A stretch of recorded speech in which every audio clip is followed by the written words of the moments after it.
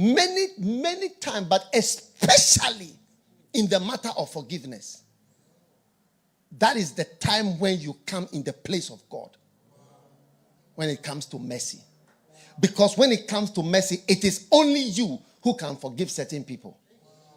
God can have mercy on me. I will pay the all. And the master forgave him. He had compassion on him and forgave him. Now this servant went out and met his fellow servant. And the fellow servant said to him, the same English words that are used to speak to God were used to speak to a human being by a human being. And the human being was asking the fellow human being what somebody was asking the master, or what he was asking God. He was not asking the man. So the man has come in the place of God. Have patience with me, with thee. I will pay thee all. So now the servant knelt down and begged him and said, have patience with me. Have patience. I will pay thee all. The same word that he used for God there a few minutes ago. So now he was not in the place of God. He was in the place of God. And his fellow servant fell down at his feet and besought him, saying, have patience with me. I will pay thee all. Suddenly the fellow servant became God.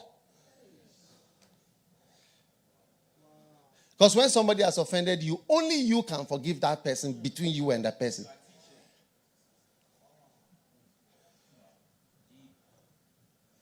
God can forgive the person, people can forgive the person, but there is your part where you are like God. And the person is asking you, have patience with me, I'll pay everything. Just like the other case, I'll do the same. And the man said, no way, what you have done is too bad. What you have done is too bad. I am going to punish you till you have paid all. So the fellow servants heard him. He said he would not and cast him into prison till he should pay the debt.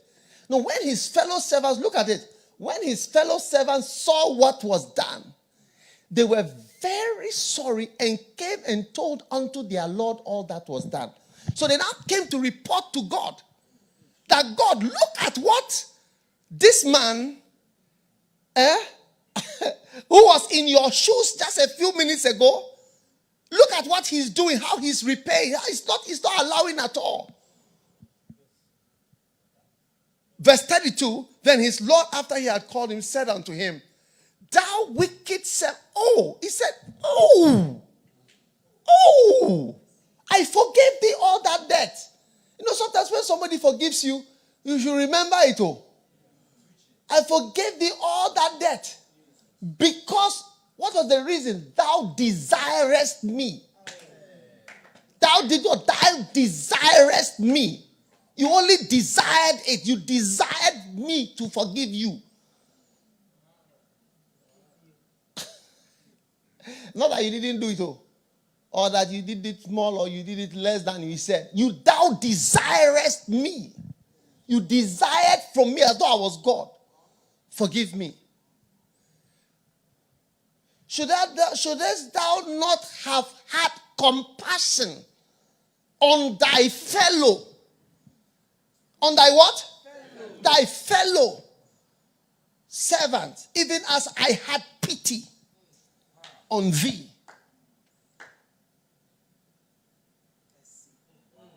Compassion, okay, feelings on thy fellow, your co-equal. You, dear Charlie, when you became God, it wasn't easy in the world. There was no mercy at all. When you got small, you should see some people in their small departments. The way they command and they shout at people. You see, you don't realize that we get opportunities to be God. I never knew that you can have opportunity to be God. But I see that we have opportunities to play God from time to time.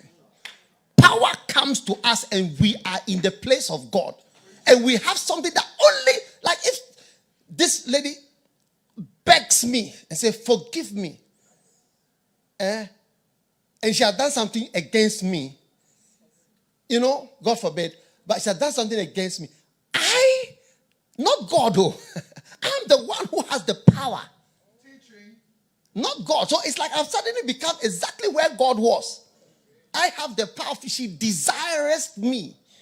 So should I not all have compassion or feeling and say, look, based on your request, and number two, based on the feeling of compassion, I will release you. But whenever we come into the position of God, small department with 3 people, you see commandments, issues, wickedness. Wickedness. People are happy to see you are gone.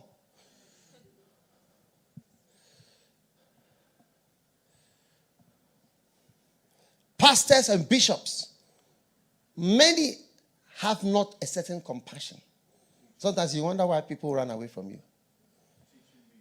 Yes. Why people will not stay or give their best. Thou desirest me. You just ask, you beg me. So, I'm talking about requirements of a novice. Call Ole, you see it with time. One day you see you stand in the place of God.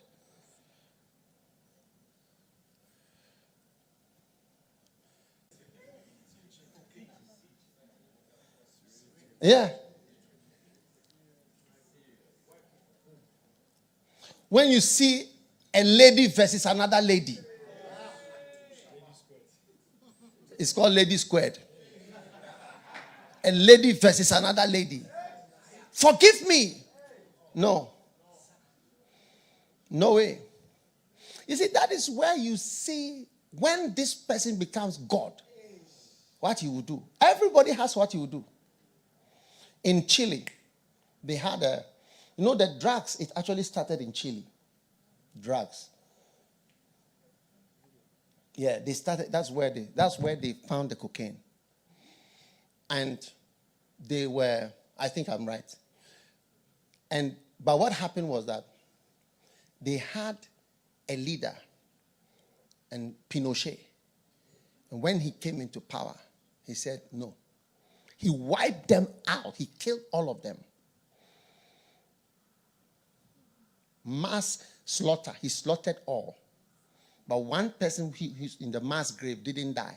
And that guy came out and went to Colombia and went to teach the Colombian people, and they did the cocaine from Colombia. Yeah. But you see, I'm just trying to say we have different types of leaders. If you get a Pinochet, you are out. It's like there will be no many meetings. Do you get what I'm saying? There will be not many meetings. And some of you, when you come into power, hey! Pinochet.